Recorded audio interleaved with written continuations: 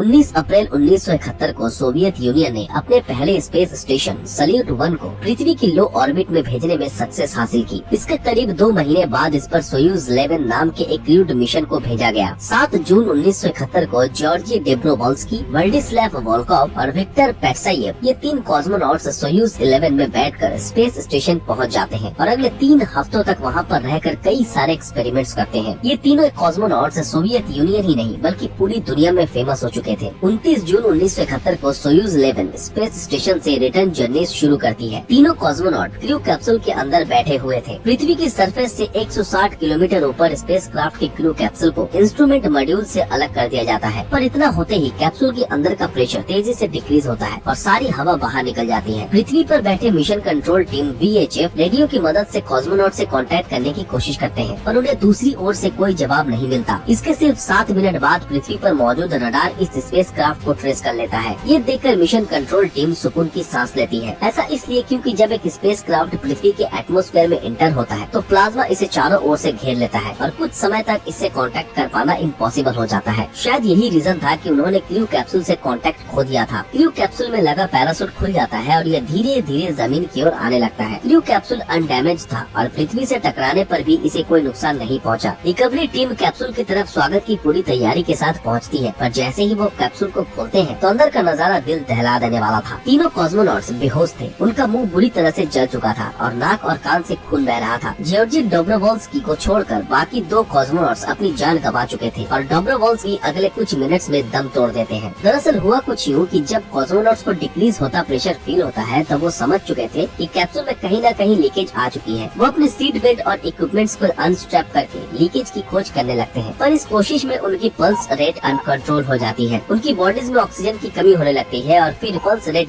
0 पर पहुंच जाती है। जांच में पता चलता है कि डिजास्टर के पीछे की वजह एक फॉल्टी बल्ब था जिसने 3 कॉस्मोनॉट्स की जान ले ली। उस दिन के बाद सोवियत यूनियन ने कुछ समय के लिए अपने सारे स्पेस मिशन पर रोक लगा दी और सोयूज स्पेसक्राफ्ट को रीडिजाइन किया। वैसे दोस्तों, जब बात एडवांस स्पेस टेक्नोलॉजी और रिसर्च वर्क की आती है तो अमेरिका की स्पेस एजेंसी नासा इस रेस में सबसे आगे है। पर अमेरिका ने भी अपनी हिस्ट्री में कई स्पेस डिजास्टर देखे हैं। 28 जनवरी साल 1986 की सुबह STS-51L मिशन का क्रू चैलेंजर स्पेस शटल में सवार होता है। इस मिशन के थ्रू 7 क्रू मेंबर्स को स्पेस में भेजा जाना था, जिनमें से एक क्रिस्टा मैकॉलिफ भी थी। मैकॉलिफ, जो कि एक स्कूल टीचर थी, वो इस मिशन के साथ स्पेस में जाने वाली पहली कॉमन सिटीजन बनने वाली थी। लॉन्च को देखने के लिए हजारों लोग वहाँ आए हुए थे, जिनमें क्रू मेंबर्स की फैमिली भी शामिल थी। टेलीविजन ब्रॉडकास्ट की मदद से लाखों लोग इस इवेंट को देख रहे थे। पर लॉन्च के सिर्फ 73 सेकंड बाद चैलेंजर स्पेस शटल में ब्लास्ट होता है और वो आग के गोले में बदल कर बर्बाद हो जाता है। लेकिन आखिर इसका रीजन क्या था? इसे जानने से पहले आपको स्पेस शटल की कुछ टेक्निकल नॉलेज लेनी होगी। दोस्तों, चैलेंजर स्पेस शटल में 2 रॉकेट बूस्टर्स लगे हुए थे। रॉकेट बूस्टर एक प्रोपेलेंट मोटर होती है जो लॉन्च के समय स्पेस शटल को थ्रस्ट देने का काम करती है। ये 4 सेगमेंट से मिलकर बना हुआ होता है और इनके बीच ओ रिंग्स लगे हुए होते हैं। ओ रिंग्स का काम न सिर्फ इन्हें कनेक्ट करना होता है बल्कि ये इन सेगमेंट्स के अंदर का प्रेशर भी मेंटेन करती है। जिस दिन STS-51L मिशन को लॉन्च किया गया उसके एक रात पहले टेम्परेचर काफी ज्यादा कम था। ऑफिशियल मेजरमेंट्स के अनुसार चैलेंजर स्पेस शटल के लेफ्ट सॉलिड रॉकेट बूस्टर का टेम्परेचर -4 डिग्री सेल्सियस था और राइट सॉलिड रॉकेट बूस्टर का टेम्परेचर -13 डिग्री सेल्सियस तक पहुंच गया था। अब प्रॉब्लम ये है कि लो टेम्परेचर ओ रिंग्स की एफिशिएंसी को ड्रास्टिकली डिक्रीज कर देते हैं। सुबह के समय का टेम्परेचर भी काफी कम था और मिशन पर खतरा बना हुआ था, पर मिशन कंट्रोल टीम इस फैक्टर को इग्नोर करके लॉन्च को हरी झंडी दिखा देती है। लॉन्च के कुछ सेकंड बाद ही राइट सॉलिड रॉकेट बूस्टर के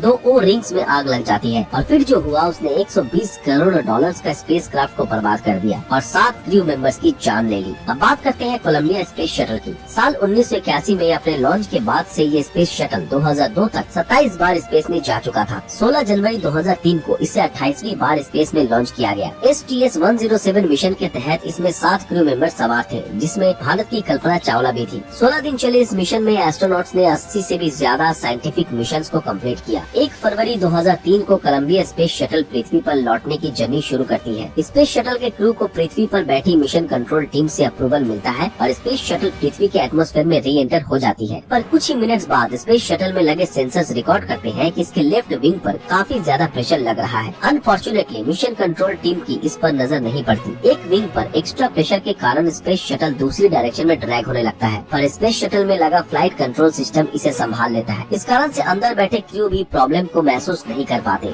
20,120 किलोमीटर प्रति घंटे की स्पीड से पृथ्वी की ओर बढ़ते इस स्पेस शटल के सारे फंक्शंस धीरे धीरे बिगड़ने लगते हैं और सेंसर्स फेल हो जाते हैं, जिसके बाद स्पेस शटल के टुकड़े टुकड़े हो गए और इसमें बैठे सभी एस्ट्रोनॉट मारे गए। पर आखिर इसकी वजह क्या थी? इन्वेस्टिगेशन में पता चला कि जब कोलंबिया स्पेस शटल को लॉन्च किया जा रहा था तब इसके एक्सटर्नल टैंक से एक थर्मल प्रोटेक्टिव फोम टूटकर अलग हो गया था, जिससे लेफ्ट विंग एक्सपोज हो गया था और उस पर एडिशनल प्रेशर आने लगा। मिशन फेलियर की फोटोज और दूसरी क्रिटिकल इन्फॉर्मेशन को कभी भी पब्लिक नहीं किया गया। किसी स्पेस मिशन के दौरान ये एस्ट्रोनॉट्स की मौत की आखिरी घटना थी। कहते हैं कि मिशन कंट्रोल टीम को स्पेस शटल में फॉल्ट की जानकारी पहले से ही थी और वो अच्छे से जानते थे कि अब क्रू मेंबर्स की जान नहीं बचाई जा सकती। पर अगर वो पैनिक सिचुएशन क्रिएट करते तो मिशन के लिए रखे गए साइंटिफिक गोल्स भी पूरे नहीं हो पाते और शायद पृथ्वी के एटमॉस्फेयर में री एंटर होने के पहले ही एस्ट्रोनॉट्स कैजुअलिटीज का शिकार होने लगते। वैसे आप क्या सोचते हैं? क्या साइंटिफिक एक्सपेरिमेंट्स के लिए इंसानों को स्पेस में भेजना सही है या फिर हमें ऐसे कामों के लिए रोबोट्स की हेल्प लेनी चाहिए? कमेंट में जरूर बताएं। दोस्तों आज के लिए बस इतना ही। अगर ये वीडियो आप लोगों को पसंद आया तो इस वीडियो को लाइक और ज्यादा से ज्यादा शेयर जरूर करें। अगर आप हमारे इस चैनल पर नए हैं तो हमारे चैनल को सब्सक्राइब करके बेल आइकन ऑन कर दें। तो फिर मिलते हैं आपके साथ अगली वीडियो में, तब तक के लिए अलविदा।